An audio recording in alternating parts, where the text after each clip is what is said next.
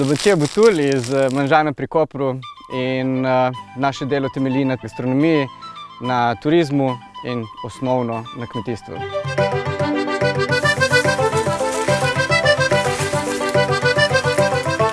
Vse skupaj je v bistvu neka družinska tradicija in tradicijo lahko že gremo po koreninah mojega očeta, ki sežejo v staro selo pod Matajur, mame iz Kozjanov, Brkinov in jaz sem živel na Krasu v Sežani in vse skupaj je prinesel nekako na Manžan nad Koprom, se pravi v Istro.